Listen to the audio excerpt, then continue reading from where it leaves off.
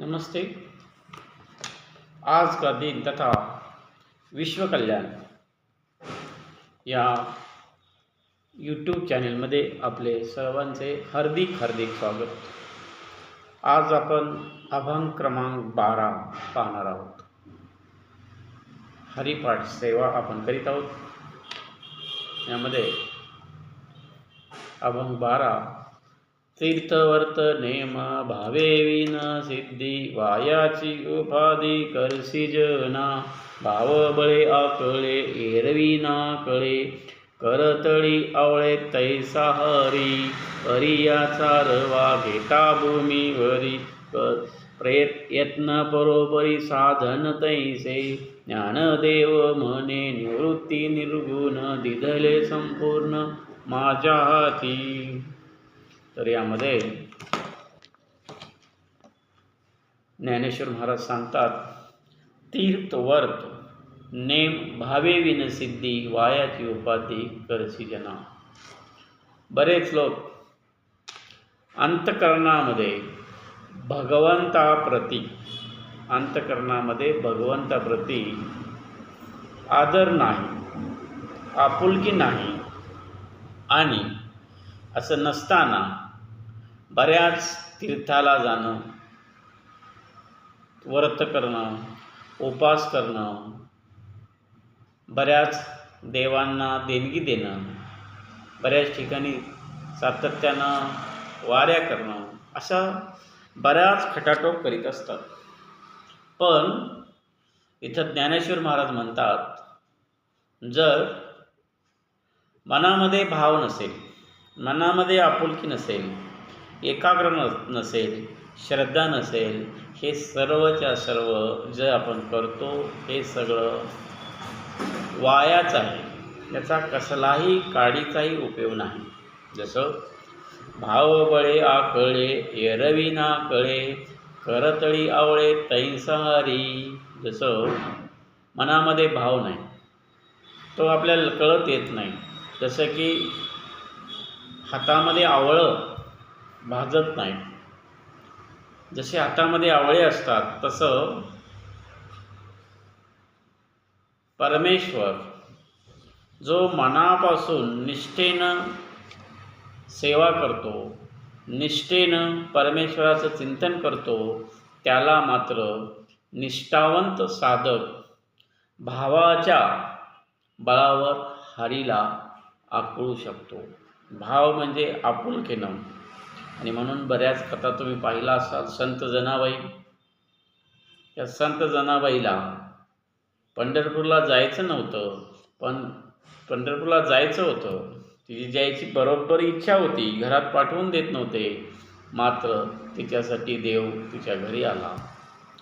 संत चोखा मेळा असो, परत माळी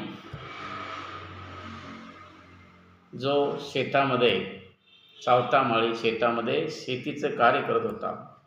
हा माझा जो मळा आहे तो विठ्ठलाचा मळा आहे, याचा मालक विठ्ठल आहे, आणि अतिशय तल्लीन होऊन भजन करत होता।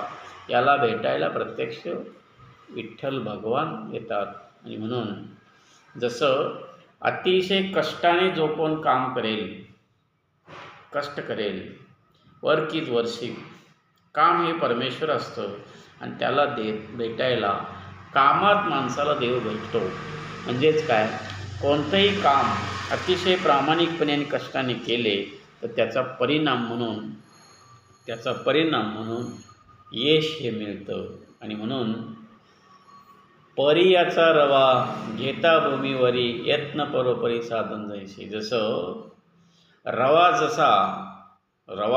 जसा जमिनीवर सांडला तर रव्याचे बारीक दाणे आपल्याला वेचता येत नाहीत, आपण ते वेचू शकत नाही। तसंच सेम आपली धडपड म्हणजे काय की पूर्ण पृथ्वीवरती असणारे देवांची दर्शनं घेणे, घरामध्ये आईवडिलांना किंमत न देणे, घरामधल्या आपल्या नातेवाईकांना किंमत न देणे, अशा पद्धतीनं वागणं असतंय। आणि अशा पद्धतीनं वागणं असताना आपण देव म्हणून, समाधान म्हणून पूर्ण जग प्रवास करतो। म्हणजेच जमिनीवर पडलेला जसं रवा असतो, तो रवा जमिनीवर पडलेला आहे आणि तो गोळा करायचा आहे आणि अशा पद्धतीनं तो गोळा करणं अशक्य असतं आहे. सेम माणूस या पद्धतीनं वागतो की आपल्या जवळ असताना त्याचा विचार करीत नाही, आपल्या जवळ असताना त्याचा विचार करत नाही, पण त्या गोष्टी बाहेर गेल्यानंतर त्याचा विचार करतो. म्हणजेच काय की विनाकारण स्वतःला समाधानासाठी वेगवेगळ्या गोष्टी आपण शोधतो, पाहत असतो, सर्व जगभर हिंडतो, देव व्रतवैकल्य करतो, उपास तापास करतो. तर या कुठल्याही गोष्टीची गरज नाही, तर अतिशय मनापासून भगवन चिंतन सकीर्तन होणं गरजेचं आहे. म्हणून ज्ञानेश्वर महाराज म्हणतात, ज्ञानदेव म्हणे निवृत्ती निर्गुण, दिसले संपूर्ण दिधले संपूर्ण माझ्या हाते. इथं म्हणतात सद्गुरू श्री निवृत्तीनाथ यांच्या कृपेनं साक्षात निर्गुण स्वरूप, त्याला गुण नाही, आकार नाही, परब्रह्मतत्व नामरूपाने संपूर्ण सगुण आहे. आणि असा अनुभव मला सातत्यानं प्राप्त झालेला आहे. याच्यात परब्रह्म आहे आणि हे नाम खूप सोपी गोष्ट आहे. वाचा मनाने कायेने वाचामध्ये आपलं सातत्यानं भगवत नाम ज्याच्यामध्ये येईल, भगवंताचं नामस्मरण जो करेल तो त्याचे सर्व जीवनातले बंध तुटतील, तो निरोगी राहील, त्याला बऱ्याच गोष्टीचं साध्य होईल, असं या अभंगामध्ये ज्ञानेश्वर महाराज म्हणतात. आणि म्हणून हे सकीर्तन जे आहे अतिशय माणसाच्या आयुष्यामध्ये महत्त्वाचं आहे. आणि म्हणून हे सकीर्तन कसं असावं, विठ्ठल विठ्ठल विठ्ठल विठ्ठल असावं, ओम नमो शिवाय असावं, दिगंबरा दिगंबरा श्रीपाद वल्लभ दिगंबरा असावं, किंवा हरे कृष्ण कृष्ण कृष्ण हरे हरे, हरे राम राम राम हरे हरे.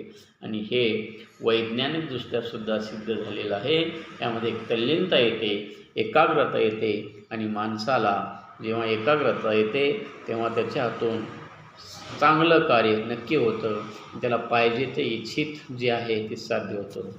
राम कृष्ण हरी. धन्यवाद.